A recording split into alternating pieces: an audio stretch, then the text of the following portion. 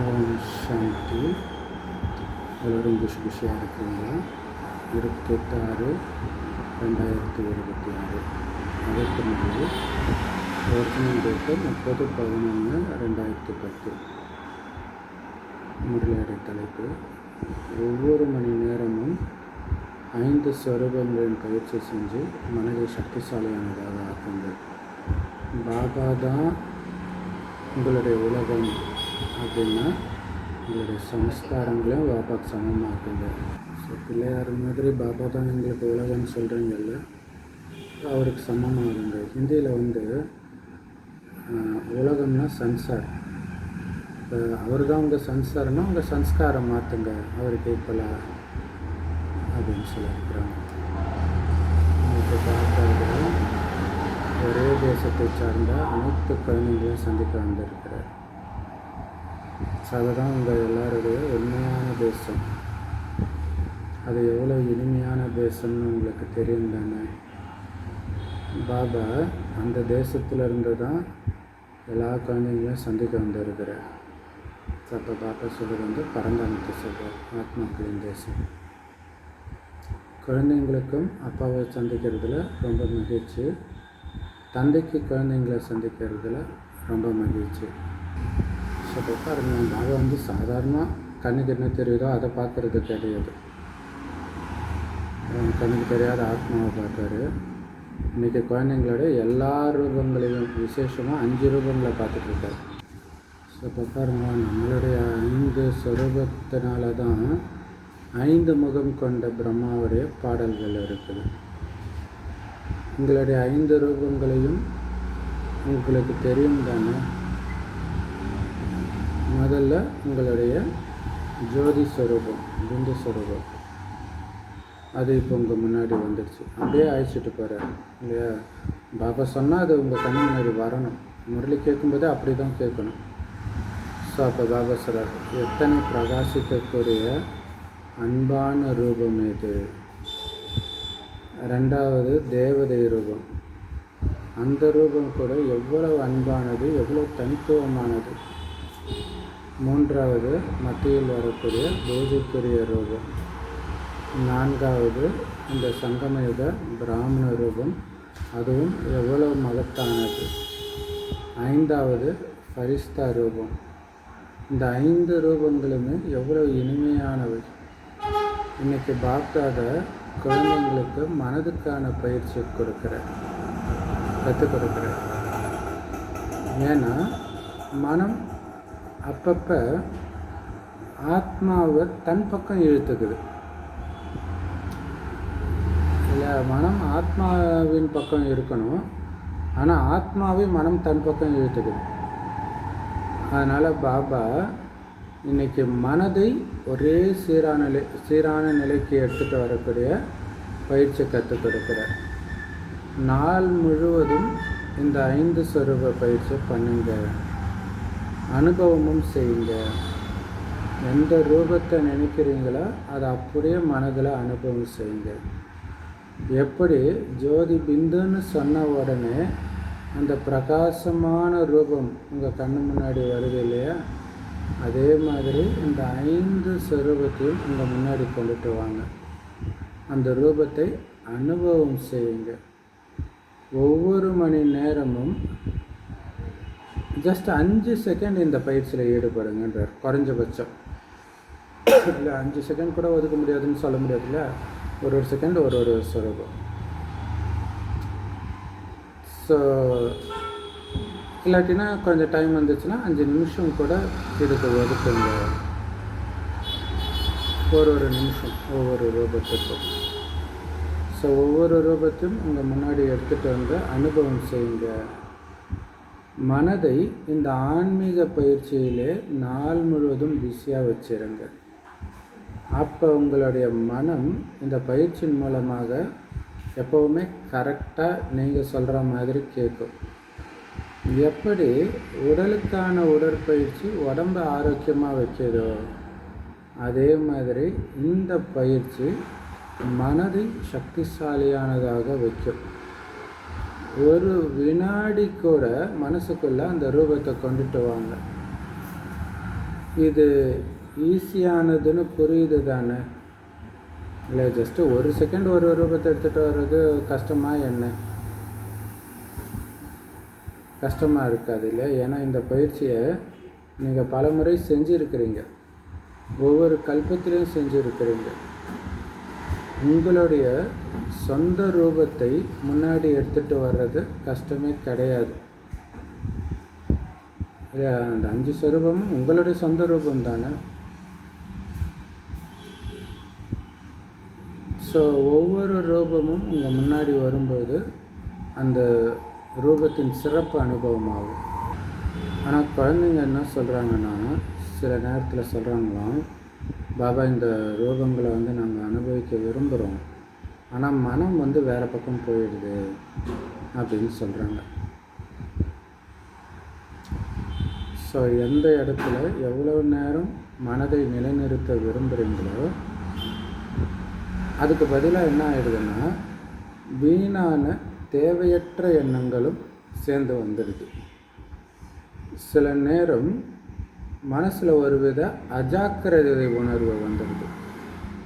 அதனால் பாப்தாதா ஒவ்வொரு மணி நேரமும் 5 வினாடிகள் அல்லது 5 நிமிஷம் இந்த பயிற்சியின் அனுபவத்தை செய்ய வைக்க விரும்புகிறார். ஸோ ஜஸ்ட் ஒரு மணி நேரத்துக்கு 5 செகண்ட் ஒதுக்க சொல்கிறார் பாபா, அல்லது 5 நிமிஷம் ஒதுக்கி மனசை இந்த சொரூபத்தின் பக்கம் செலுத்துங்க. அப்படி செய்கிறது நல்லாவும் இருக்குது தானே? இல்லை உங்களை தேவதையாக நினைக்கிறது, உங்களை ஆத்மாவாக நினைக்கிறது, அல்லது கோயில் சிலையாக நினைக்கிறது, சங்கமக பிராமணனாக நினைக்கிறது, ஃபரிஸ்தாவாக நினைக்கிறது, எல்லாமே நல்லா தானே இருக்குது. ஸோ 5 வினாடிகள் அல்லது நிமிடங்கள் இந்த பயிற்சியை செஞ்சுட்டு பிறகு வழக்கமாக என்ன வேலை செய்கிறீங்களோ அதில் ஈடுபடுங்க. ஸோ டிராஃபிக் கண்ட்ரோல் ரொம்ப முக்கியம். கடைசியில் அதுதான் கை கொடுக்குன்றார். ஏன்னா நீங்கள் காரியம் செஞ்சு தான் ஆகணும், காரியம் செய்யாமல் இருக்க முடியாது இல்லையா? ஸோ யஜ்ய சேவை, உலக சேவை எல்லாத்தையுமே நீங்கள் எல்லோரும் செஞ்சுட்டு தான் இருக்கிறீங்க, கண்டிப்பாக செய்யணும் இல்லையா? இது நிறைய பேர் நான் மனசா சேவை மட்டும் பண்ணிக்கிறேன் அப்படின்னு நிறைய பேர் இருக்கிறாங்க. இதையும் பண்ணணும் அதையும் பண்ணணும், அட் எ டைமில் ரெண்டும் பண்ணணும். இந்த 5 நிமிஷ பயிற்சியை செய்த பிறகு உங்கள் காரியங்களில் ஈடுபடுங்க. ஸோ அந்த 5 நிமிஷம் எதுவும் பண்ணாமல் முழுக்க முழுக்க இந்த பயிற்சியிலே ஈடுபடுங்க. அப்போ மைண்ட் அப்படியே ஒருநிலைப்படும், அப்படியே லேசாக அவருக்கு தெரியும் எப்படிப்பட்ட மனபாரம் அல்லது ஈர்ப்புகள் எல்லாத்துலேருந்தும் விலகும். அப்புறம் நீங்கள் என்ன வேலை செய்கிறீங்களோ அதை கண்டினியூ பண்ணுங்கள். ஸோ 1 மணி நேரத்துக்கு ஒரு தடவை அலாரம் வச்சுக்கலாம், டிராஃபிக் கண்ட்ரோல் சாங்ஸே இருக்குது. ஸோ ஏதோ ஒன்று வச்சு செட் பண்ணிக்கலாம். 1 வினாடி 5 வினாடி அல்லது 5 நிமிஷம் இதுக்காக செலவிட போகிறீங்க. ஸோ பாபா சூப்பரான கொஸ்டின் கேட்குறார்.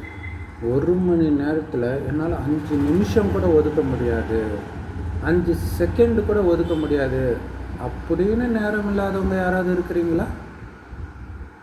5 நிமிஷம் கூட இல்லாதவங்க யாராவது இருந்தால் கையை உயர்த்துங்கன்றார்.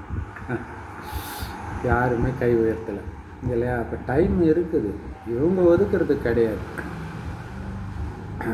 அப்போ யாராவது இருக்கிறீங்களா அப்படி? அப்போ எல்லாராலையும் நேரம் ஒதுக்க முடியும், ஆனால் ஒதுக்க மாட்டீங்க. ஸோ அதனால் ஒதுக்க முடியும்ல. அப்போ மீண்டும் மீண்டும் இந்த பயிற்சியை செய்யுங்க. அப்போ காரியம் செஞ்சாலும் கூட இந்த 5 ரூபங்களில் நஷா இருக்கும். ஏன்னா பாபாவுடைய மந்திரமே மன்மனாபவ தான் இல்லையா? இந்த 5 ஸ்வரூபத்தை நீங்கள் சுற்றிக்கிட்டே இருக்கிறதும் மன்மனாபவ தான். மனதின் இந்த அனுபவம் மாயையை வெல்வதற்கான ஒரு கருவியாக அமையுன்றார், மாயாஜித் ஆகிறதுக்கு. அந்த சக்கரத்தை சுற்றுறதுன்றதே இந்த 5 ஸ்வரூப பயிற்சி தான். ஏன்னா இன்னும் போக போக 1 வினாடியில் முற்றுப்புள்ளி வைக்க வேண்டியது இருக்கும். கடைசி நேரத்தில் என்ன வேணாலும் நடக்கும். இப்போ நடிகர் பாக்கியராஜ் இறந்துருக்காரு, என்னென்னமோ கமிட்மெண்ட்டாக இருக்கும். அவர் பாபா நான் எடுக்கலைன்னு நினைக்கிறேன். ஸோ அப்போ அந்த கமிட்மெண்ட்டை பற்றி சிந்தனை, குடும்பத்தை பற்றி சிந்தனையில் சிக்கிக்குவார்ல, அதே மாதிரி பாபா குழந்தை ஆகலாமா இல்லை? ஏன்னா எந்த வயதில் வேணாலும் மரணம் வருது. இது இல்லாமல் ஆக்சிடெண்ட் வருது, காரணமே இல்லாமல் இறக்குறதெல்லாம் வேறு நடக்குது நிறைய. ஸ்ட்ரோக்கு, ஹார்ட் அட்டாக்கு, எந்த காரணமும் இல்லாமல் நடக்குது. ஸோ அதனால் ஒரு வினாடியில் முற்றுப்புள்ளி வைக்கிற மாதிரி டைம் வரும் இல்லை. டக்கு டக்குன்னு புத்தி அப்படியே எடுத்துக்கிட்டு போயிட்டே இருக்கணும். சுற்றி என்னென்னமோ நடக்கும். டக்குன்னு பாபா நான் வந்துட்டேன் அப்படி முற்றுப்புள்ளி வைக்கணுன்ற. ஸோ அதனால் இந்த பயிற்சியை செய்கிறதன் மூலமாகத்தான் மன்மனாபவ நிலை ஏற்படுறதுக்கு உதவி செய்யும். இல்லை முழுக்க முழுக்க பாபா நினைவே இருக்குன்னா அந்த 5 நிமிஷத்தில், அதாவது 1 மணி நேரத்தில் 5 நிமிஷம் ஒதுக்குறீங்க பாருங்கள், அது அடுத்த 1 மணி நேரம் ஃபுல்லாகவே அந்த பாபா நினைவில் இருக்கிறதுக்கு உங்களுக்கு உதவி பண்ணும். ஏன்னா பாப்தாதா பார்த்தாரு, நீங்கள் சொற்பொழிவாற்றும் பொழுதும் அல்லது யாருக்காவது பாபாவுடைய அறிமுகம் கொடுக்கும் பொழுதும் என்ன சொல்கிறீங்கன்னா, நாங்கள் உலகத்தையே மாற்றக்கூடியவர்கள்னு சொல்கிறீங்க.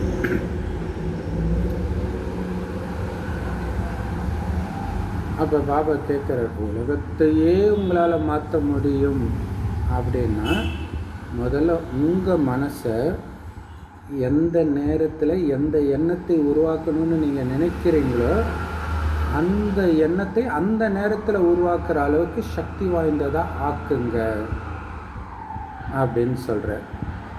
இல்லை உலகத்தையே மாற்ற முடியும், ஆனால் உங்கள் மனசை மாற்ற முடியலன்னா என்ன அர்த்தம்? அந்தளவுக்கு நீங்கள் சக்திசாலி ஆகணும். மனம் முழுக்க முழுக்க உங்கள் கண்ட்ரோலில் இருக்கணும். அங்கே போனால் அங்கே போயிடணும்.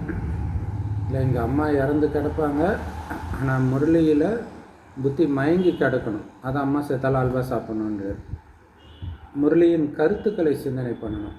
அல்லது பரந்தாமத்திலே இருக்கணும், கீழே வரக்கூடாது. பரந்தாமம் ஆனந்தமான வீடு, ஆனந்தமான இனிமைன்ற ஸ்வீட் சைலன்ஸ். அங்கே போனாலே அந்த உணர்வு தான் வரணும். அங்கே போய் அழுவுறது கிடையாது. அப்படின்னாலே நீங்கள் அங்கே போக முடியாது. ஸோ ஒரு வினாடியில் நீங்கள் கட்டளை இடுங்க, டக்குன்னு போயிடணும். எப்படி தெரியுமா போகணும்? எப்படி இந்த உடம்புடைய கர்மேந்திரியங்களுக்கு கையை மேலே தூக்கணும் இறக்கணும்னு நீங்கள் கட்டளையிட்ட உடனே அது கட்டுப்படுது இல்லையா? இடது கையை தூக்கணும்னா கரெக்டாக இடது கையை உங்களால் தூக்க முடியுது இல்லை? அதே மாதிரி உங்கள் மனம் உங்கள் கட்டளைக்கு கட்டுப்படணும். அப்படி மனதை வீணான மற்றும் தேவையற்ற எண்ணங்கள்லேருந்து தப்பிக்க வைங்க. ஏன்னா நீங்கள் மனதின் எஜமானர்கள். என்னுடைய மனசுன்னு தானே சொல்கிறீங்க. அப்போ என்னுடைய மனம் என்னுடைய கட்டளைக்கு கட்டுப்படணும் தானே இல்லை? இப்போ என்னுடைய நாய் வளர்க்குறவங்க என்னோடய நாயின்னு அவங்க சொல்கிறது அது கேட்கும். அப்போ தான் அது என்னோடய நாயின்னு சொல்ல முடியும். அந்த நாய் யாரையாவது கடிச்சா கூட அந்த ஓனர் தான் அதுக்கு இன்சார்ஜுன்றாங்க அரசாங்கம். ஏன்னா அது அவங்க கட்டளைக்கு கீழே இருக்குது. அதே மாதிரி என்னுடைய மனம்னு சொல்கிறீங்களே, அப்போ உங்கள் கட்டுப்பாட்டில் இருக்கணுமே. அதுக்காக தான் இந்த மனதின் பயிற்சி ரொம்ப முக்கியம். இந்த 5 ஸ்வரூப பயிற்சி ரொம்ப முக்கியம் அப்படின்னு பாபா சொல்கிறார். ஒவ்வொரு குழந்தையும் ஆசைப்படுறாங்க, நான் இந்த மனதை வென்று உலகை வெல்லணும்ட்டு. இல்லை மனதை வெல்பவன் தான் உலகை வெல்ல முடியும்னுவாங்க. அதை மன்ஜித் ஜெகத்ஜித், இல்லை மனதை வென்று உலகத்தை வென்றவர் ஆகணும் அப்படின்னு ஒவ்வொரு குழந்தையும் விரும்புகிறாங்க. ஏன்னா இருக்கிறதுல பெரிய விஷயம் இதுதான். நீங்கள் நினச்சதெல்லாம் பார்க்குறது அது யார் வேணாலும் பார்ப்பாங்க. பார்க்காம இருக்கிறது தான் உங்களுடைய டேலண்ட். பார்க்குறதெல்லாம் சாப்பிடாமல் இருக்கிறது தான் உங்களுடைய டேலண்ட். ஸோ அப்படி நினச்சதெல்லாம் பேசாமல் இருக்கிறது, மனசில் வர்றதெல்லாம் கொட்டாமல் இருக்கிறது, அதுதான் டேலண்ட். ஸோ அப்படி ஆகணும் இல்லையா? மனசில் வர்றதும் ஒரு செகண்டில் முற்றுப்புள்ளி வச்சுட்டு தேவையான எண்ணத்தை எடுத்துகிட்டு வரணும். மீன் எண்ணத்தை, பலகீனமான எண்ணத்தை வரவிடக்கூடாது. ஸோ வரப்போகிற நேரம் அந்த மாதிரி இருக்கும்னு பாபா சொன்னார் இல்லையா? ஒரு செகண்டில் முற்றுப்புள்ளி வைக்கணும்னு. ஆனால் அந்த மாதிரி நேரம் வர்றதுக்கு முன்னாடியே மனம் உங்கள் கட்டுப்பாட்டில் இருக்கணும். அந்த நேரத்தில் பயிற்சி பண்ணால் பண்ணாது. மனசை நீங்கள் எங்கே விரும்புகிறீங்களோ அங்கே ஈஸியாக நிலை பெறணும். கஷ்டப்பட்டு போராடி கிடையாது, டக்குன்னு போயிடணும். இந்த பயிற்சியை செய்யுங்க. ஸோ அதுக்கு தான் இந்த வீண் உலகில் விஷயத்தை பார்க்காதீங்க, கேட்காதீங்க. ஏன்னா பார்க்க பார்க்க அதுக்கு பழகிடும். அதையே பார்க்கணும், அதையே கேட்கணும்னு தோணும். ஸோ அதை கட் பண்ணி நீங்கள் பாபாக்கிட்டே அனுப்ப தானாகவே பாபாக்கிட்ட ஈஸியாக போகும். ஈஸியாக நிலை பெறணுன்றது அதான் சகஜ யோகம். இல்லை இங்கே கஷ்டப்பட்டுட்டு இருந்தீங்கன்னா அங்கே எப்படி நீங்கள் ஈஸியாக ராஜ்யம் பண்ணுவீங்கன்னு நேற்று கேட்டார். ஏன்னா இங்கே இருக்கிற சமஸ்காரம் தானே அங்கே வரும் அப்படிங்கிற. ஒவ்வொரு குழந்தையுமே தன்னுடைய எண்ணத்திற்கேற்ப மனம், புத்தி, சமஸ்காரங்களை தன்னுடைய கட்டளைக்கு கீழ்ப்படிந்து இருக்கிற அளவுக்கு சக்திசாலியாக ஆக்கணும் அப்படின்னு பாபா விரும்புகிறார். ஸோ மனமும் சரி, புத்தியும் சரி, சமஸ்காரமும் சரி, தான் விட்ட கட்டளைக்கு கீழ்ப்படிந்து நடக்கணும். அந்த அளவுக்கு சக்திசாலியாக ஆக்கணும் ஆத்மாவை. ஸோ நம்ம நினைத்ததை மீறி மனம் எண்ணத்தை உருவாக்கக்கூடாது. இதில் கவனம் கொடுக்கணும். பழைய சமஸ்காரம் எட்டி பார்க்கக்கூடாது இல்லையா? அதை எரித்து சாம்பலாக்கி சம்பூர்ணம்ன்ற கடலில் கரைக்க சொல்லியிருப்பார் நேற்று முரளியில். ஸோ அந்த அளவுக்கு சக்திசாலியாக குழந்தைங்க இருக்கிறத பார்க்க தான் பாபா அதை விரும்புகிறேன். ஸோ யாருக்கு இந்த பயிற்சி நல்லா இருக்குதோ அவங்க கண்டிப்பாக உலகத்தை வென்றவர்களாக ஆகிடுவாங்க. உலகத்தை மகாராஜா ஆகிடுவாங்க.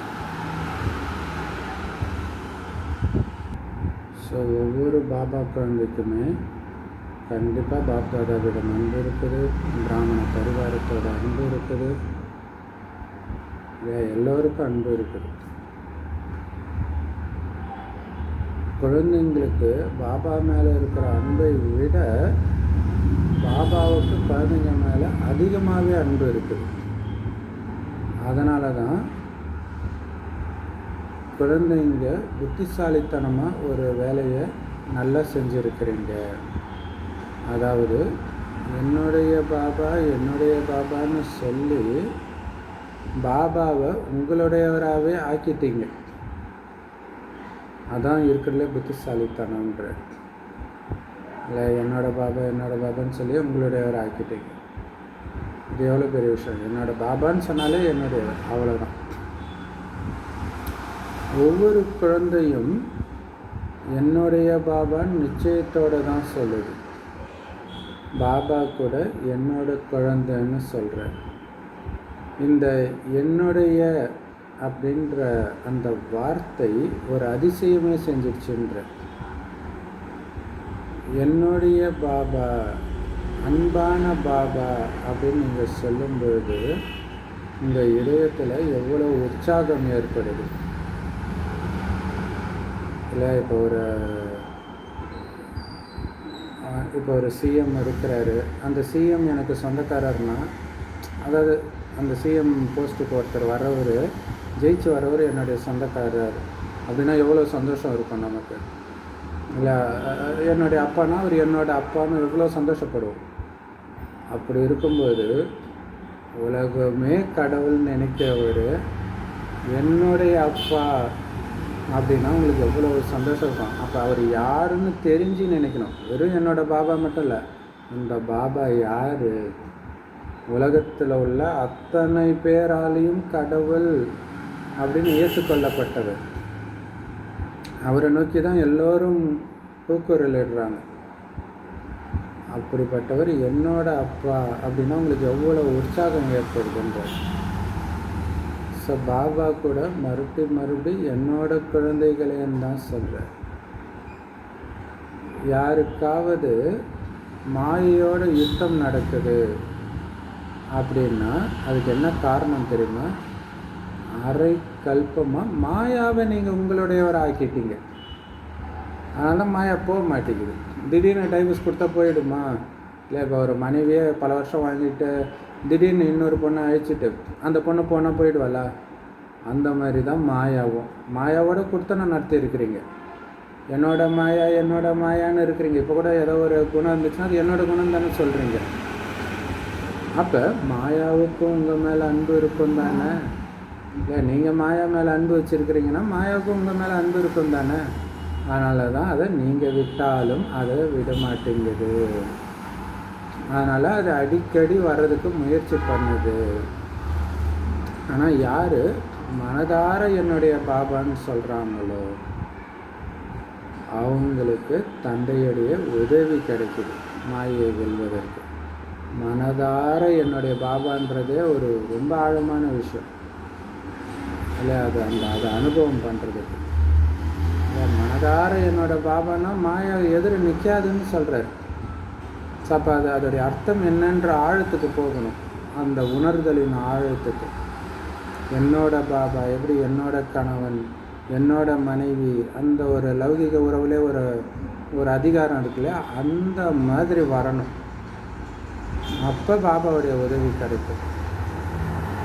ஒரு முறை என்னோட பாபா அப்படின்னு நீங்கள் மனதார சொல்லும் பொழுது 1000 மடங்கு சக்திசாலியான சகயோகம் செய்யறதுக்கு பாபா கட்டுப்பட்டவராக இருக்கிறார். இல்லை, என்னோட பாபா நீங்கள் மனதார ஒரு தடவை சொன்னாலே 1000 மடங்கு உங்களுக்கு உதவி செய்கிறதுக்கு அவர் கடமைப்பட்டு இருக்கிறாருன்றார். சக்திசாலியான உதவி செய்கிறது. ஸோ இதெல்லாம் அனுபவம் இருக்குது தானே? சரியான நேரத்தில் இந்த அனுபவத்தை மட்டும் நடைமுறையில் கொண்டுட்டு வாங்க. அந்த என்னோட பாபா அப்படிங்கிறத வச்சு தான் பக்தி மார்க்கத்தில் கூட அந்த உணர்வோடு எழுதப்பட்ட பாடல்கள் தான் நம்ம மனசை தைக்கும் இல்லை? சொல்ல சொல்ல இனிக்குதடா முருகா அப்படின்னும் போது அந்த வாடா போடானாலே என்னுடையவன்றது தான் அர்த்தம். இந்த மாதிரி நிறைய பாட்டு இருக்குது. சரியான நேரத்தில் இந்த அனுபவத்தை மட்டும் நீங்கள் நடைமுறைப்படுத்திட்டா போதுன்ற பாபாவுடைய உதவி டக்குன்னு உங்களுக்கு அனுபவமாகும். உதவி செஞ்சே ஆகணுன்றார் என்னோட பாபா அப்படின்னா. ஏன்னா இது இப்போ விஜய் சிஎம் ஆகி இருக்கிறார் இல்லையா? அப்போ ஒரு ஜேர்னலிஸ்ட் சொல்கிறார், நான் கூட விஜய் எதிர்த்து பேசியிருக்கிறேன், பட் இன்னொரு ஜேர்னலிஸ்ட் விஜய் வரணுன்றதுக்காகவே இருந்தவர், ஆனால் அவர் மேலே நிறைய பொய் கேஸ் இருக்குது. ஸோ அதை கூட நீங்கள் கவனிக்கலைன்னா எதை கவனிப்பீங்க? அப்படின்னு அர்த்தம், உங்களுக்காகவே நீங்கள் வரணுன்னே நினைத்தவர்கள் எங்கள் விஜய்னு சொன்னவனுக்கே நீங்கள் ஹெல்ப் பண்ணலைன்னா யாருக்கு ஹெல்ப் பண்ணுவீங்கன்னு கேட்குறாரு. அந்த மாதிரி என்னோட பாபா அப்படின்னு சொன்னவனுக்கே உதவி பண்ணாமல் பாபா யாருக்கு உதவி பண்ணிடுவார்? அது மைண்டில் இருக்கும் இல்லையா? போட ஆண்டவனே என் பக்கம்ன்றாங்க இல்லையா? அந்த மாதிரி அனுபவம் ஆகும். இதை மட்டும் நடைமுறையில் கொண்டுட்டு வாங்க இந்த அனுபவத்தை. ஆக்சுவலாக நல்லதே நடக்கும்ன்றதெல்லாமே அந்த கடவுள்ன்ற உணர்வு இருக்கிறதுனால தான் சொல்கிறாங்க, இல்லைன்னா எப்படி சொல்ல முடியும்? பாப்தாதா குழந்தைங்களுடைய ஒரு விஷயத்தை பார்த்து மனதுக்குள்ளே சிரிக்கிறார். அது என்ன விஷயம் தெரியுமா? அது என்ன விஷயம்னா, எல்லாருமே பாபா தான் என்னுடைய உலகம்னு சொல்கிறீங்க, அப்படி தானே சொல்கிறீங்க? பாபா தான் எனக்கு உலகம்னு.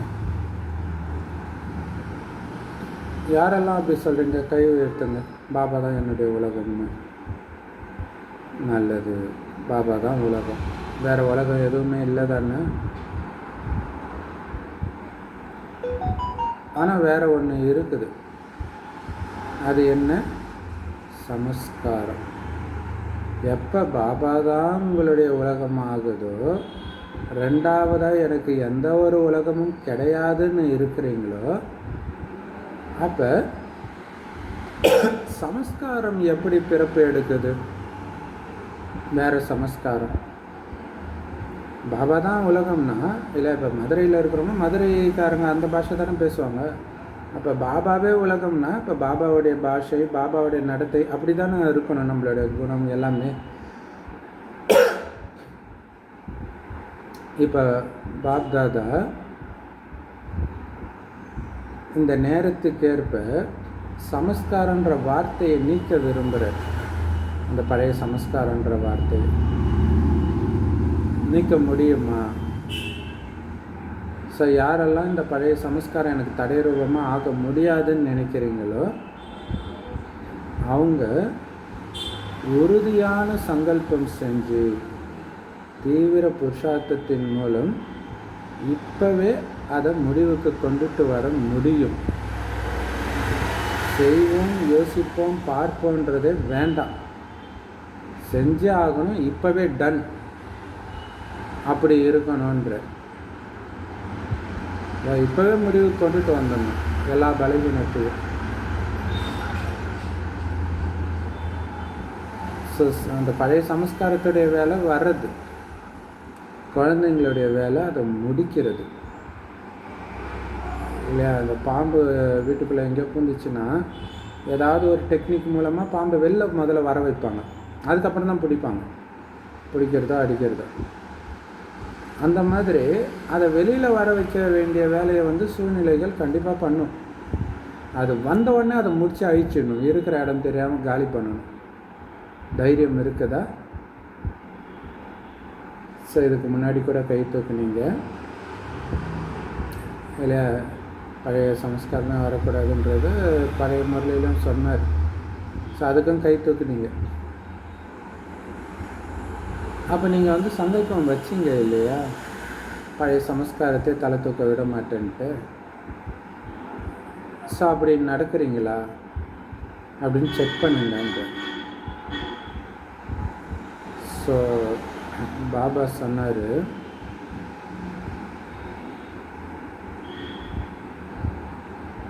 பாபாவுடைய காரியம் லட்சியத்தை கொடுக்கறது.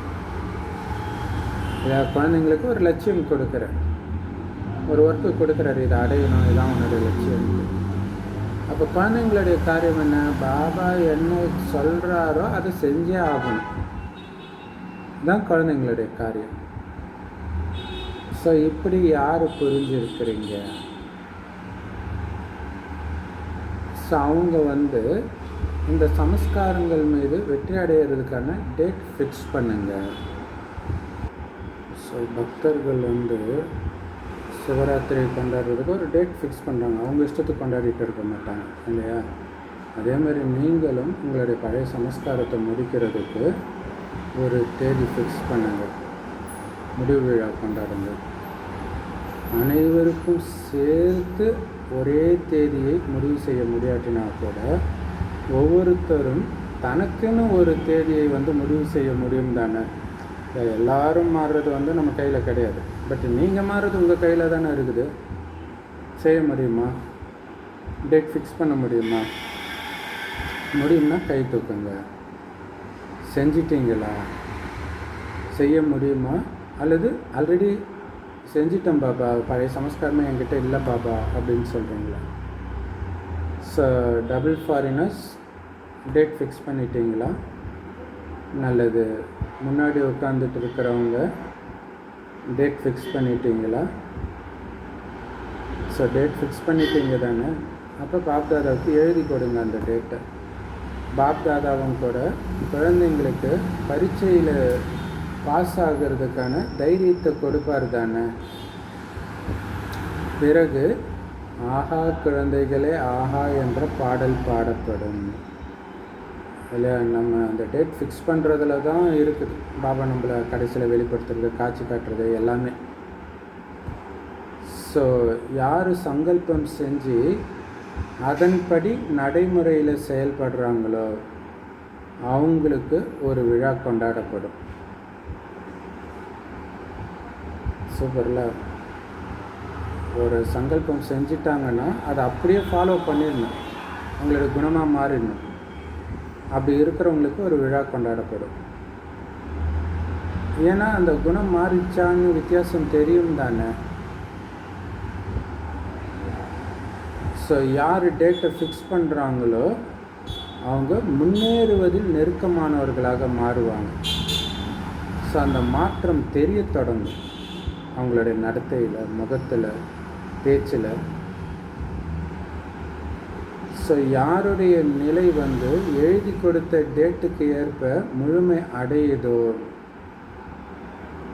அவங்களுக்கு பாப்தாதாவே விழா கொண்டாடுவார். உள்ளுக்குள்ள மாற்றம் செய்பவர்களை பார்ப்பவர்களும் அதை உறுதிப்படுத்துவாங்க. இல்லை, மாற்றம் நமக்குள்ளே நடக்குது, பட் அது வெளியில் தெரியும் உங்கள் குணத்தில். அதை பார்க்குறவங்களும் கன்ஃபார்ம் பண்ணுவாங்க, ஆமாம்ப்பா இவர் மாறிட்டார்ப்பா, ஆச்சரியமாக இருக்குது, சின்ன சின்ன விஷயத்துக்கெல்லாம் கோபப்படுவார், இப்போ இப்படி மாறி இருக்கிறாரு அப்படின்னு ஆச்சரியப்படுவாங்க. ஏன்னா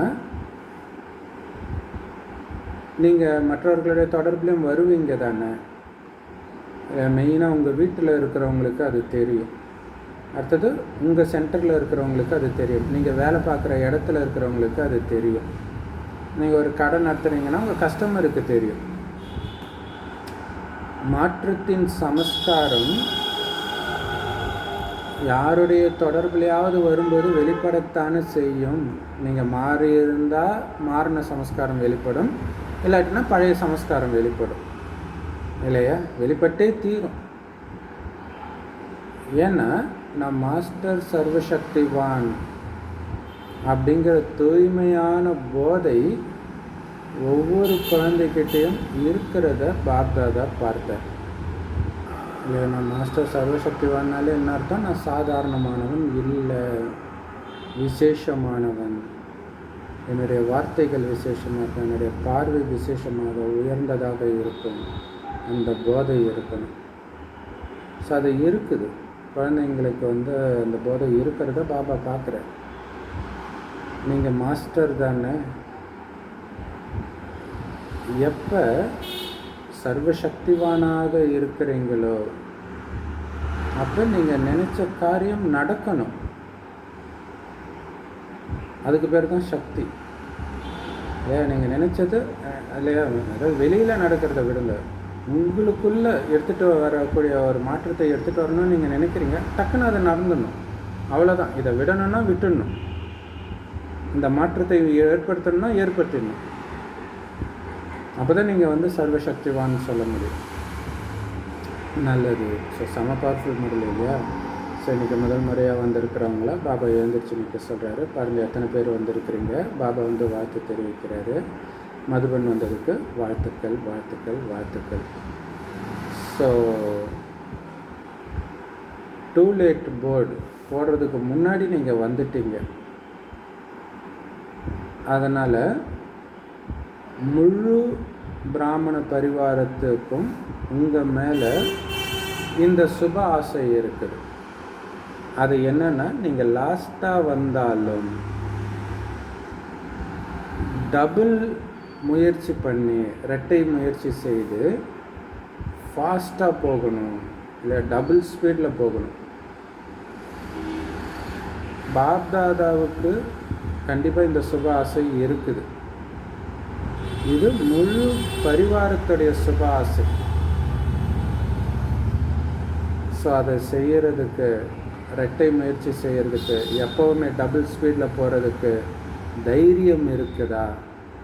தைரியம், அந்த வார்த்தை தான், தைரியம் இருக்குதா?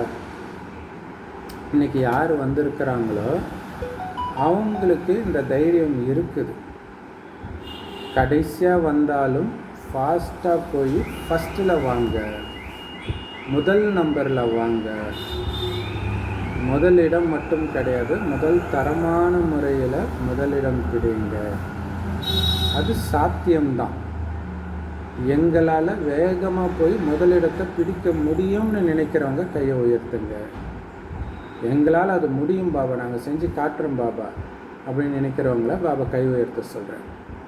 உங்கள் மேலே நம்பிக்கை இருக்குதா? நல்லது. ஏன்னா தன் மேலே நம்பிக்கை இருக்கணும், அதுதான் ரொம்ப முக்கியம். தன் மேலே, பாபா மேலே, நாடகத்தின் மேலே, அப்புறம் பிராமண பரிவாரத்தின் மீது. ஸோ பின்வரிசையில் இருக்கிறவங்களும் கையை உயர்த்த சொல்கிறாரு. உங்களால் முடியுமா? ஸோ ரொம்ப கம்மியானவர்கள் தான் கையை உயர்த்தி இருக்கிறாங்க. பாபா சொல்கிறாரு, குறைவாக இருக்கிறீங்க, எண்ணிக்கை குறைவாக இருந்தாலும் முழு குடும்பமும் பாப்தாதாவும் உங்களுக்கு ஒத்துழைப்பு கொடுத்து உங்களை முன்னேற்ற விரும்புகிறார்கள். அதாவது புதுசாக வந்தவங்க கம்மியாக வந்திருக்கிறாங்க. ஸோ இருந்தாலும் முழு ஒத்துழைப்பு கொடுத்து உங்களை முன்னேற்ற தான் விரும்புகிறாங்க, குடும்பமும் சரி பாபாவும் சரி. அதனால் நீங்கள் எந்த சென்டர்லேருந்து வந்திருக்கிறீங்களோ அந்த சென்டரில் உங்களுடைய இந்த உறுதிமொழியை மீண்டும் மீண்டும் ஞாபகப்படுத்திக்கோங்க. ஏன்னா சென்டரில் தான் சமஸ்காரம் முதல் இதெல்லாம் வரும் இல்லையா. சென்டரில் பிரச்சனை இருக்கிறதுனால தான் சென்டருக்கு வர்றதை நிறுத்துவாங்க, குடும்பத்தில் பிரச்சனை இருந்து நிறுத்துறதை விட.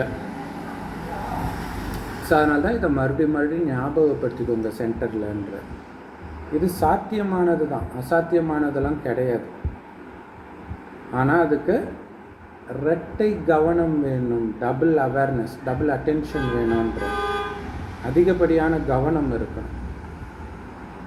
நீங்கள் கடைசியாக வந்து முதலிடம் பிடிச்சு காட்டிட்டீங்கன்னா அந்த சென்டரில் உங்களுடைய தீவிர முயற்சியின் தினமாக அதை கொண்டாடுவாங்க, விழா எடுப்பாங்க.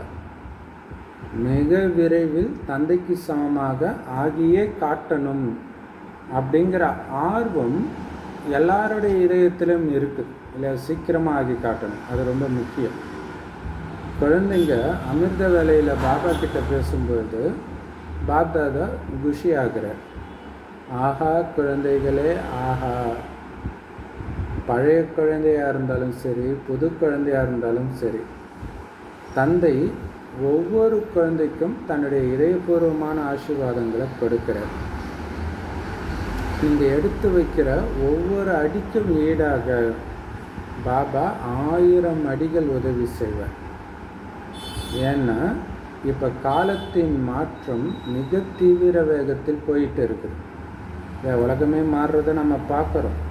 இயற்கை சூழல் மாறுறது, தட்பவெப்பம் மாறுறது, எல்னினோ என்னென்னமோ, சூப்பர் எல்னினோ, காட்ஜிலா எல்னினோன்னு என்னென்னமோ வர்றதையும் நம்ம பார்த்துட்டு இருக்கிறோம்.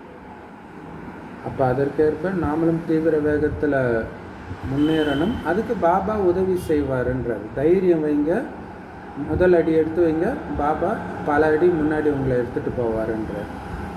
நல்லது. இந்த தடவை வந்து சேவைக்கான டைம் வந்து டெல்லி மற்றும் ஆக்ரா ஜோனுக்குரியது.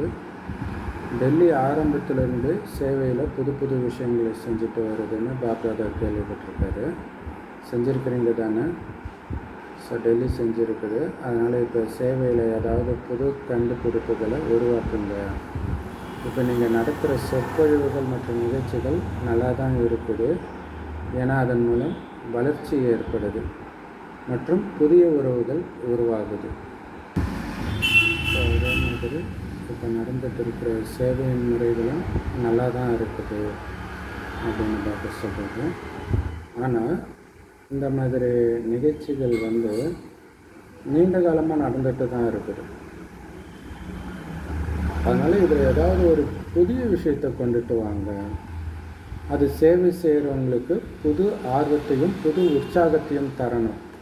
இல்லை இன்றைக்கி ஏஐலும் வந்துட்டதுனால இப்போ ஏஐ வச்சு பாபா குழந்தைங்களுக்கு தான் படம் பாட்டெல்லாம் எடுக்கிறாங்களே தவிர அஞ்ஞானிகளுக்கு எடுக்க மாட்டாங்க பாபா குழந்தைங்க.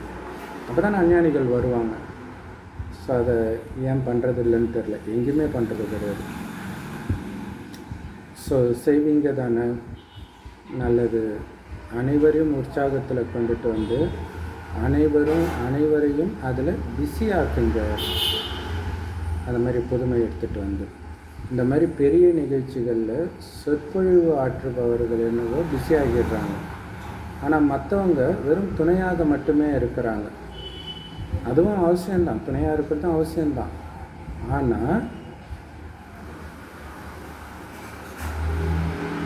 நீங்கள் உருவாக்கக்கூடிய சேவை எப்படி இருக்கணும் அப்படின்னா,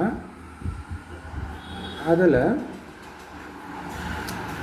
தரமாக இருக்கக்கூடிய ஒவ்வொரு ஆத்மாவும் தாங்களாகவே எதையாவது செஞ்சு பிஸியாக இருக்கணும். அந்த மாதிரி நீங்கள் சேவையின் திட்டத்தை உருவாக்கணும். அப்போ தான் எல்லாருமே திருப்தியாக இருப்பாங்க அந்த சேவையில், இல்லையா? ஏன்னா டெல்லி தான் தலைநகராக்கணும். அதனால் டெல்லி வாசிகள் அந்த மாதிரி ஒரு புது கண்டுபிடிப்பை உருவாக்கணும். சரிதானே? எல்லோரும் செய்வீங்களா? கைகளை உயர்த்துங்கள். நல்லது. யார் வேணாலும் இதை உருவாக்க முடியும். புதியவர்கள் கூட உருவாக்க முடியும் இல்லையா? சரி, இதெல்லாம் பழையவங்களுக்கு சொல்கிறாங்க இருக்குன்னு நினச்சக்கூடாது. புதியவர்களும் உருவாக்க முடியும். ஸோ யாருக்காவது ஏதாவது அந்த மாதிரி பிளான் இருந்துச்சு அப்படின்னா அவங்க கூட இங்கே இருக்கக்கூடிய தலைமை அலுவலகத்திற்கு லெட்டர் அனுப்பலாம், இப்படி பண்ணலாம் அப்படின்ட்டு. ஏன்னா எல்லோருக்குமே வாய்ப்பு உண்டு. நல்லது. டெல்லி வாசிகள் ஆன்மீக முயற்சியிலும் முதலிடம் பெறணும். எந்த ஒரு மையமாக இருந்தாலும், அதாவது எந்த ஒரு சென்டராக இருந்தாலும், அது இந்தியாவில் இருந்தாலும் சரி, வெளிநாட்டில் இருந்தாலும் சரி, அந்த சென்டர் அதோட தொடர்புடைய மற்ற பிரான்ச்சஸ் 6 மாதங்கள் எந்த தடையும் இல்லாமல் இருந்து காட்டணும், நிர்விக்னமாக. இதை தான் பாப்தாதா நீண்ட காலமாக சொல்லுவார். எந்த தடையும் வராமல் நிர்விக்னமாக இருக்கணும். இதில் யார் முதலிடம் பெறுகிறாரோ அவங்களுடைய நிர்விக்ன பவ தினத்தை நம்ம கொண்டாடுவோம். இப்போ 6 மாதங்கள்னு சொல்கிறோம். 6 மாதம் இந்த பயிற்சி பண்ணிட்டீங்கன்னா பிறகு இதுவே பழக்கமாயிடும். ஆனால் பரிசை பெறுவதற்காக 6 மாத கால அவகாசம் கொடுக்குறோம். இதில் டெல்லி எந்த இடத்தை பிடிக்கும்? முதல் இடம். ஸோ பாப்தாதா மகிழ்ச்சியாக இருக்கிறாரு. முழு குடும்பமும் மகிழ்ச்சியாக இருக்குது.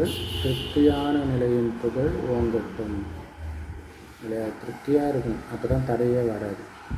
சேவையாக இருந்தாலும் சரி, அல்லது உருவாக்கப்பட்ட விதிகளாக இருந்தாலும் சரி, பாப்தாதா கண்டிப்பாக கவனிப்பார். இதுவரை பெஸ்ட் சென்டர் அப்படின்னு எந்த பேரும் வரல. ஸோ மண்டலமாக இல்லாட்டினா கூட பெரிய சென்டர் மற்றும் அதோடைய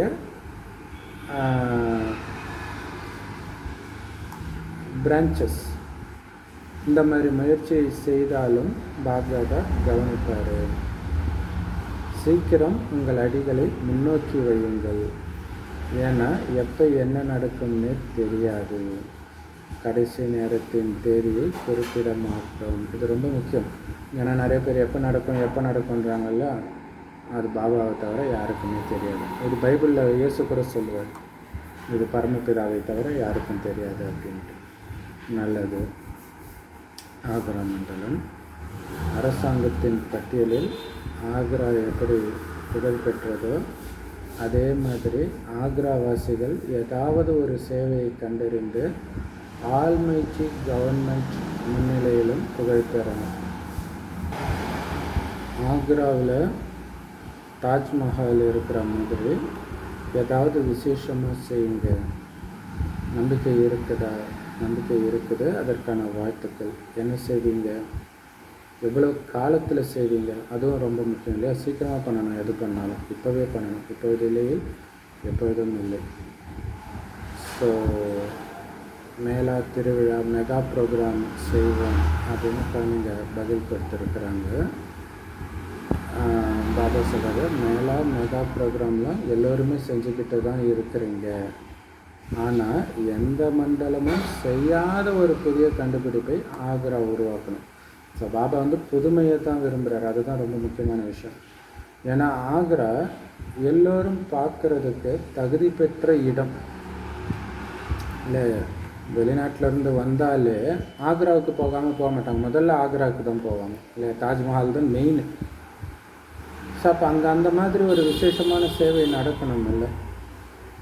அரசாங்கத்துக்கு தாஜ் இருக்கிற மாதிரி நீங்களும் ஏதாவது ஒரு விசேஷம் செய்யுங்க. இதை பற்றி சிந்தியுங்க. அமிர்த வேலையில் உட்காந்து யோசிச்சிங்கன்னா ஏதாவது ஒன்று டச் ஆகும். சரி, ஆசிரியர்கள் கைகளை தூக்குங்க. நிறைய பேர் இருக்கிறீங்க, அதனால் ஏதாவது அதிசயம் செய்யுங்க.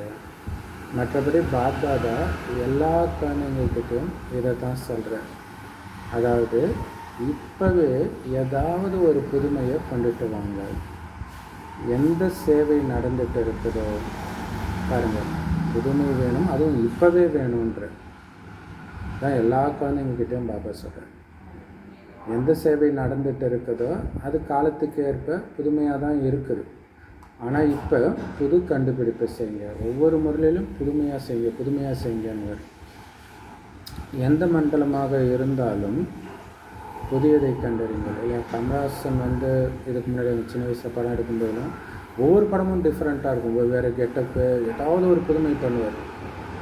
இல்லையா, விகார உலகம், விகாரத்தின் ஆயுதம் சினிமா, அதுலேயே அவர் புதுமை பண்ணுறாருன்னா அதில் நிறைய ஃபெயிலியர் ஆகும், அதை பற்றிலாம் கவலைப்படுறதில்ல, புதுமை.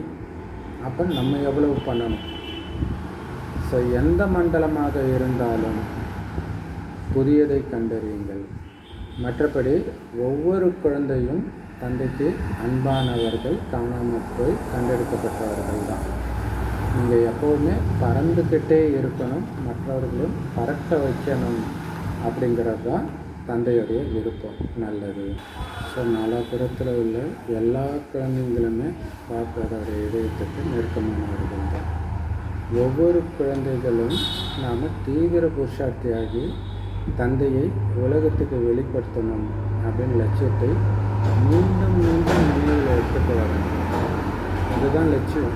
இல்லையா, நான் தீவிர முயற்சியாளராகி என் மூலமாக பாபாவை வெளிப்படுத்தணும். நம்ம செய்தி வாய்வழியாக சொல்கிறது அதுவும் பண்ணணும், என் நடத்தையின் மூலமாகவும் பாபாவை வெளிப்படுத்தணும். ஸோ எல்லோருடைய இதயமும் என்னுடைய பாபா வந்துட்டாருன்னு சொல்லணும். இந்த மாதிரி ஆர்வம்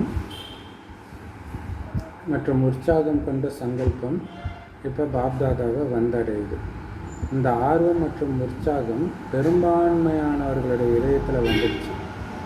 எல்லோருக்கும் மிக விரைவாக இந்த செய்தியை சென்றடைய செய்யணும், யாருமே வஞ்சிக்கப்படக்கூடாது அப்படிங்கிறது தான் பாப்தாதாவுடைய ஆசை.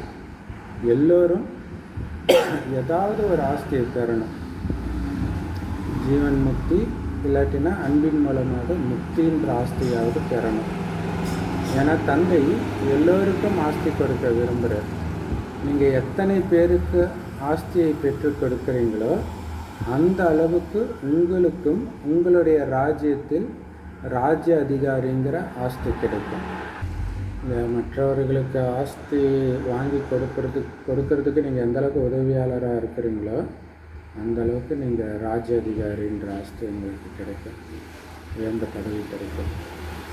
ஸோ எல்லா திசையிலும் உள்ள ஒவ்வொரு குழந்தையும் பாப்தாதாவுடைய அளவற்ற அன்பையும் ஆசீர்வாதத்தையும் ஏற்றுக்கொண்ட வரதானம் தியாகம் மற்றும் தபஸ்யாவின் மூலம் சேவையில் வெற்றி பெறக்கூடிய, மேலும் அனைவருக்கும் நன்மை செய்யக்கூடிய கல்யாண்காரி ஆகுங்கள்.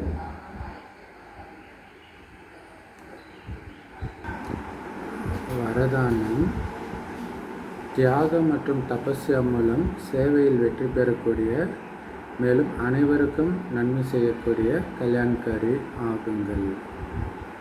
ஸோ செம பவர்ஃபுல்லான வரதானம் இது. அதுக்கு விளக்கம், எப்படி இந்த பௌதீக நெருப்பு, ஸ்தூல நெருப்பு இருக்குது இல்லையா, அது தூரத்தில் இருக்கும்போது அதோடைய அனுபவத்தை சேவிக்கும் இல்லையா.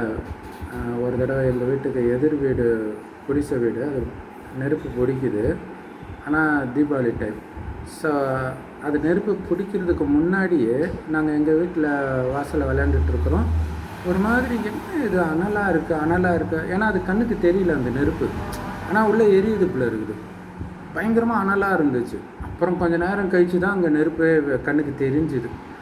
ஸோ அப்போ தூரத்தில் இருந்து இல்லை, தெருவுக்கு அந்த பக்கம் இருக்குது, நாங்கள் இந்த பக்கம் இருக்கிறோம், ஆப்போசிட் வீடு. பட் அது தெரியுது பாருங்க, எப்படி தூரத்துலேருந்து அந்த அனுபவத்தை செய்ய வைக்கிறதோ, அந்த வெப்பத்தை அனுபவம் செய்ய வைக்கிறதோ, அதே மாதிரி நீங்கள் தபஸ்யாவில் இருந்தீங்கன்னா, தபஸ்யானா என்ன, பாபா நினைவு. அதே மாதிரி உங்களுடைய தபஸ்யா மற்றும் தியாகத்துடைய ஜொலிப்பு தூரத்துலேருந்து எல்லோரையும் கவரணும் அப்படின்னு சொல்கிறார் இல்லையா. தியாகம் தபஸ்யா தான் ரொம்ப முக்கியமானது பிராமண வாழ்க்கை வாழறதுக்கு. இது தூரத்தில் இருக்கிறவங்களுக்கு தெரியணுன்றார். நான் தபஸ்யாவில் இருக்கேன், தியாகியாக இருக்கிறேன்னு நீங்கள் சொல்கிறதில்ல. உங்களுடைய ஒவ்வொரு நடவடிக்கையும் அதை வெளிப்படுத்தணும், உங்கள் பக்கம் அவங்கள பிடிச்சி இழுக்கணும். இல்லை, நீங்கள் சேவாதாரியாக இருக்கிறீங்க, சேவை செய்கிறீங்க, அது கூடவே தியாகியாகவும் தபஸ்வி மூர்த்தியாகவும் எப்போ மாறுறீங்களோ அப்போ தான் சேவையுடைய உடனடி பலன் வெளிப்படையாக தெரியுன்ற. இல்லை டக்கு டக்குன்னு பாபா குழந்தை ஆகிட்டு இருப்பாங்க.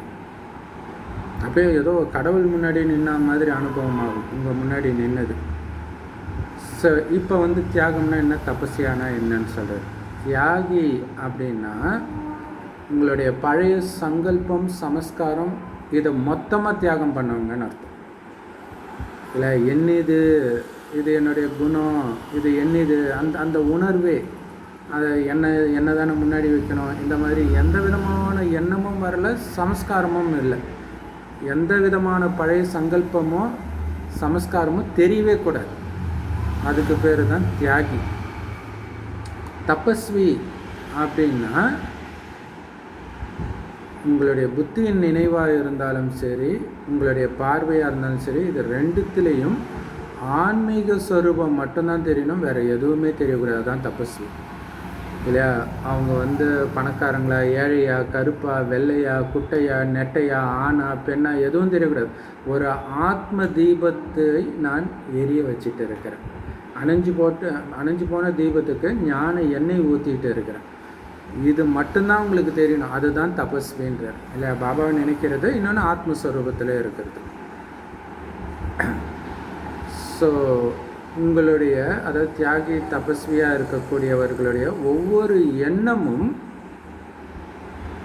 ஒவ்வொரு ஆத்மாவுக்கான நன்மைதான் அடங்கி இருக்கும்.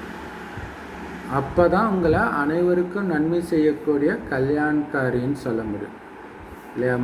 இப்போ ஒரு சிலர்லாம் பார்த்தீங்கன்னா பிச்சைக்காரங்களை பார்த்தாலே அவங்களுக்கு காசு போடாமல் அனுப்ப மாட்டாங்க, ஏதோ ஒரு உதவி பண்ணாமல் அனுப்ப மாட்டாங்க ஜென்ரலாகவே. அந்த மாதிரி நமக்கு ஒவ்வொரு எண்ணமும் மற்ற ஆத்மாவுக்கு நன்மை செய்யக்கூடிய எண்ணமாக தான் இருக்கணுமே தவிர அவன் மோசமாக போகணும், அவன் மோசமானவன், அந்த மாதிரி எண்ணமே வரக்கூடாது. அப்போ தான் நீங்கள் உலகத்துக்கு நன்மை செய்யக்கூடியவர், கல்யாணக்காரி அப்படின்னு சொல்ல முடியும். ஸ்லோகன்: உடல் உணர்வை கடந்து, அதாவது உடல் உருவத்தை பார்க்காமல் சைத்தன்யமாக இருக்கக்கூடிய அந்த உயிரை, அந்த ஆத்மாவையும் சரித்திரத்தையும் பார்க்கணும். சரித்திரன்றது குணம். இல்லை நிறைய பேர் சொல்லுவாங்க, லவ் பண்ணுறதுக்கே அழகை பார்த்து லவ் பண்ணக்கூடாது, குணத்தை பார்த்து லவ் பண்ணணும்னு. ஸோ அது உண்மை தான் இல்லையா? அழகை பார்த்து லவ் பண்ணிங்கன்னா கொஞ்ச நேரத்தில் ஏமாந்து போயிடுவீங்க. ஆனால் அந்த குணம் தான் கடைசி வரைக்கும் இருக்கும். ஸோ அது ஒரு முக்கியமான காரணம் இன்றைக்கி டைவர்ஸ் வர்றதுக்கு.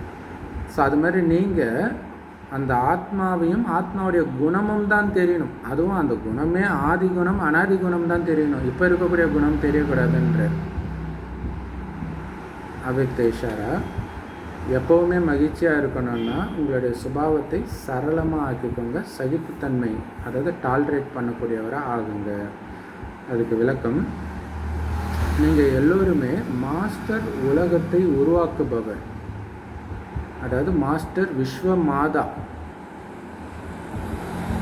ஸோ மாதானா தாய் இல்லையா? உலகத்தை உருவாக்கக்கூடிய விஸ்வ நிர்மாதா, உலகத்தை உருவாக்குபவர்னு அர்த்தமா. ஸோ இந்த உலகத்தையே நான் தான் படைக்கிறேன். அப்போ மாஸ்டர் பிரம்மா, மாஸ்டர் கடவுள், மாஸ்டர் படைப்பவர். இந்த நினைவின் மூலமாக, இந்த நினைவு இருந்தாலே தானாகவே பணிவுன்ற குணம் வந்துடும்ன்ற, ஈஸியாக வந்துடும் இல்லையா? ஒரு தாயின்னு நினச்சாலே அந்த குழந்தைங்க மேலே அன்பு தான் வரும், கோபம் வெறுப்பு வராது. அப்போ பணிவு வந்துடும். ஸோ எங்கே பணிவு, அதாவது சரளத்தன்மை உங்களுடைய இயற்கையான ரூபமாக மாறிடுதோ அங்கே தானாகவே மற்ற தெய்வீக குணங்களும் வந்துடும். இல்லை நிறைய ஏழைகள் கிட்ட அதை பார்க்க முடியும். இந்த வீட்டில் வேலை செய்கிறவங்க அவங்களும் பார்த்திங்கன்னா இயல்பாகவே அந்த பணிவு இருக்கும். ஸோ எல்லா தெய்வீக குணங்களும் இருக்கும். ஆனால் இப்போ கொஞ்சம் மோசமாக மாறுது. அது கூட வெளிப்படையாக தெரியாது. உள்ளுக்குள்ளேருந்து திடீர்னு தவறான காரியம் செஞ்சிடறாங்க. ஸோ அப்போ பாபா சொல்கிறாங்க, பணிவு இருந்தால் தானாகவே எல்லா தெய்வீக குணமும் வரும். அப்போ பணிவு தான் பிராமண வாழ்க்கையின் பாதுகாப்பு கவசம்னு சொல்கிறேன். அதனால் எப்போவுமே இந்த நினைவு ரூபத்தில் நிலைத்து, அதாவது நான் பணிவானவன், இந்த உலகத்தை படைப்பவன், இந்த உலகத்தின் தாய் அப்படின்ற அந்த நினைவோடு ஒவ்வொரு சங்கல்பமும் செயலும் செய்யுங்க. அப்போ நீங்கள் எதிர்கொள்ளக்கூடிய சின்ன சின்ன பிரச்சனைகள்லாம் உங்களுக்கு எப்படி தெரியுமா ஃபீல் ஆகுமா? பெரியவங்க முன்னாடி குழந்தைங்க ஆய் ஊய் அப்படி இப்படின்னு கத்துனாங்கன்னா, அதாவது சண்டை போட்டாங்கன்னா எப்படி இருக்கும்? ஒரு பெரியவங்க கிட்ட ஒரு சின்ன குழந்த, ஒரு 5 வயசு குழந்த, அது நமக்கு ஒரு பெரிய விஷயமா தெரியாது இல்லையா? நம்ம விளையாண்டுட்டு தான் இருப்போம். அது உங்கள் மேலே எந்த தாக்கத்தையும் ஏற்படுத்தாது. அது மாதிரி தான் எந்த பிரச்சனையும் உங்கள் மேலே தாக்கத்தை ஏற்படுத்தாது. எப்போ? பணிவின் சொரூபமாக, அனைத்து குணத்தின் சொரூபமாக, உலகத்தின் தாயாக உங்களை உணர்ந்து ஒவ்வொரு எண்ணத்தையும் உருவாக்குனீங்கன்னா, ஒவ்வொரு செயலையும் செஞ்சீங்கன்னா அப்படின்னு சொல்கிறோம். ஸோ செம பவர்ஃபுல் முரளி, செம பவர்ஃபுல் வரதானம் அவிக்தேஷன். Om Shanti. Love you doctor. Thank you doctor. குஷியாக இருங்க, குளிர்ச்சியாக இருங்க.